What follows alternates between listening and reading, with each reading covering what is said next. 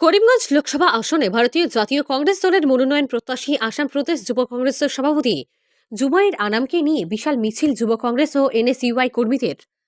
বুধবার গুয়াহাটি থেকে বদরপুর রেল স্টেশনে পৌঁছানোর পর প্রদেশ যুব কংগ্রেসের সভাপতি জুবাইর আনামকে উষ্ণ অভ্যর্থনা জানান 3 জেলা যুব কংগ্রেস কর্মীরা।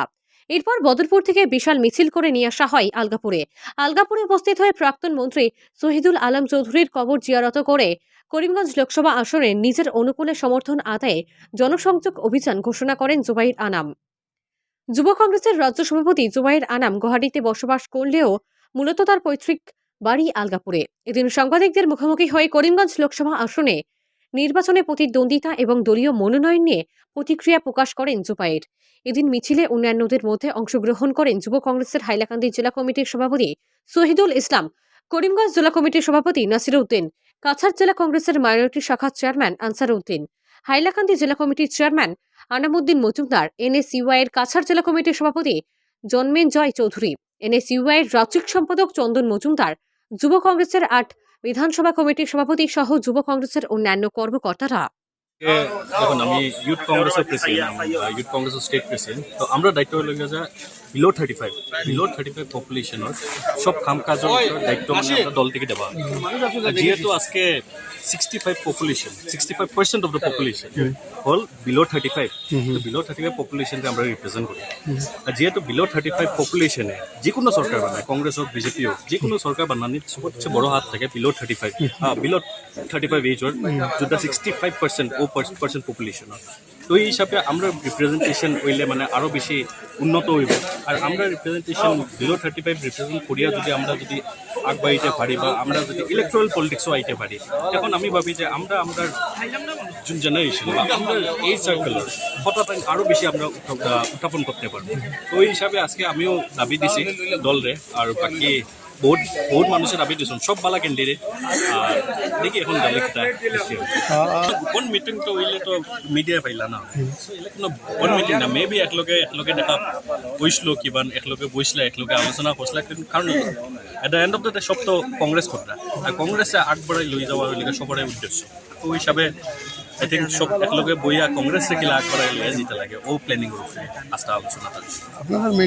দেখুন, আমরা হইলাম দলের সোলজার্স, আমরা দলের সোলজার হিসাবে যারে ক্যান্ডিডেট দেওয়া হইব তার লগে আমরা 100 আছি। কিন্তু আরও একটা কথা এখানে আয়, যেহেতু ইন্ডিপেন্ডেন্স পরে ফার্স্ট টাইম জেনারেল হওয়ার পরে বহুত জায়গাত আমরা যেখানে জায়গা এখানে কথা আমরা পাই আর যে বহুত জায়গা, সব জায়গাতে অলমোস্ট যত জায়গাতে আমরা জায়গা একটা কথা পাই আর যে যেহেতু ইন্ডিপেন্ডেন্স পরে ফার্স্ট টাইম জেনারেল হচ্ছে, করিমগঞ্জ লোকসভার ভিতরের মানুষকে চান্স দেওয়াটা বেশি সবাই চাইটা।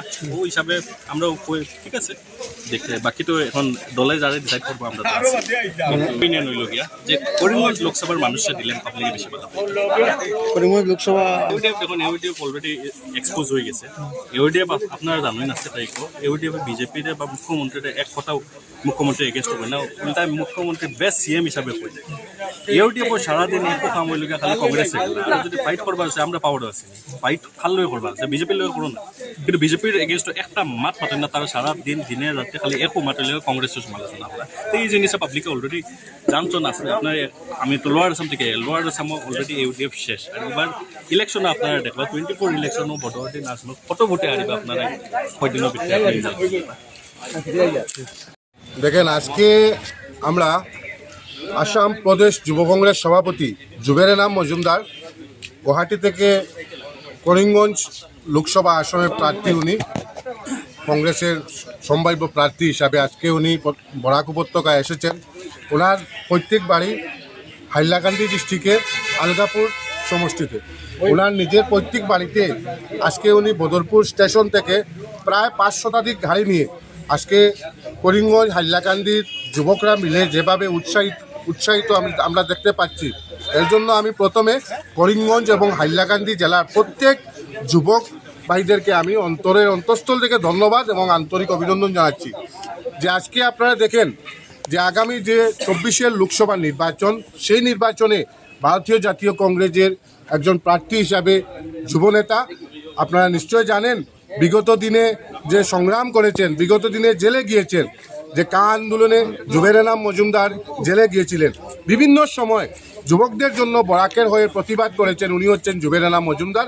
বর্তমানে আমরা আজকে বরাক উপত্যকার থেকে যে আলগাপুর সমষ্টি থেকে একজন ছেলে জন্মগ্রহণ করে আজকে গোটা আসামের যুব প্রজন্মের নেতৃত্ব দিচ্ছে, সেটা একটা অত্যন্ত আনন্দের ব্যাপার যে আজকে এই যুবনেতা জুবেরেনাম মজুমদার ভারতীয় জাতীয় কংগ্রেসের একজন প্রার্থী হয়েছেন। সত্যিকার আমরা আনন্দিত এবং আমার বিশ্বাস, আমার আশা দলের হাইকমান্ড একজন যুবনেতাকে এবং একজন সংগঠনের লোককে প্রাধান্য দিবে এবং আগামী 24-এর লোকসভা নির্বাচনে আমাদের বিশ্বাস ভারতীয় জাতীয় কংগ্রেস দলের হাইকমান্ডের উপর রয়েছে এবং আমাদের নেতা রাহুল গান্ধীর উপর রয়েছে, যে রাহুল গান্ধীজি বলেছেন যে প্রত্যেক এলাকায় প্রত্যেক জেলায় যাতে একজন যুব প্রজন্মের ছেলেকে এগিয়ে নিয়ে দিতে। তাই আমার বিশ্বাস জুবেরেনাম মজুমদার আগামী 24 লোকসভা নির্বাচনে প্রার্থী হবেন করিমগঞ্জ লোকসভা আসনে এবং বিপুল ভোটে করিমগঞ্জ লোকসভা আসনে জয়ী হবেন, সেটা আপনারা নিশ্চিন্ত। স্থানীয় প্রার্থীরা দেখেন, ভারত স্বাধীনতার পরে আজকে করিমগঞ্জ লোকসভাটা জেনারেল হয়েছে, সেটা একটা ইতিহাস। আমার বিশ্বাস যে এই অঞ্চলে করিমগঞ্জ লোকসভা আসনের একজন লোকাল ছেলেকে যদি প্রার্থী করা হয় আমরা খুশি হব দলের উপর। আমার আস্থা, আমাদের বিশ্বাস রয়েছে দলীয় হাইকমান্ডের উপর যে একজন লোকাল যুবনেতাকে টিকিট দিবে। জুবেরেনামও রয়েছেন, ওনার সঙ্গে আরও অনেক যুবকরা রয়েছেন। আপনারা দেখছেন 11 জন প্রার্থী দাবিদার করেছেন। লোকাল থেকে যে কোনো একজনকে দেওয়া হোক আমরা পূর্ণ সমর্থন করব এবং আমার বিশ্বাস আমরা লোকালিটি হিসাবে যে জুবেরেনাম মজুমদারের প্রত্যেক বাড়ি এখানে আলগাপুরে আমরা এখানে এসেছি, আমরা প্রয়াত নেতা আজকে আমরা শহীদুল আলম চৌধুরীর কবর জিয়ারত করেছি। এখানে এসে এই অঞ্চলের যুবকদের যে উৎসাহিত আমরা দেখছি জুবেরেনামের প্রতি, সত্যিকার আমরা আনন্দিত হয়েছি। বিশেষ করে এখানে যুব কংগ্রেস সভাপতি শহীদুল আলম ভাই আমার বন্ধু এবং আমার করিমগঞ্জ লোকসভা যুব কংগ্রেস সভাপতি নাসির উদ্দিন ভাই, ওরা যেভাবে ইউথ কংগ্রেসকে নিয়ে আজকে একটা র্যালি করলেন, সত্যিকার একটা আনন্দ লেগেছে, একটা সুন্দর একটা পরিবেশ আজকে আমরা দেখতে পাচ্ছি। জুবেরেনামকে নিয়ে যেভাবে উৎসাহিত যুবকদের মনে এসেছে, আগামী লোকসভা নির্বাচনে আমার দলের উপর আস্থা বিশ্বাস রয়েছে, জুবেরেনামকে ভারতীয় জাতীয় কংগ্রেস থেকে প্রার্থী করা হবে।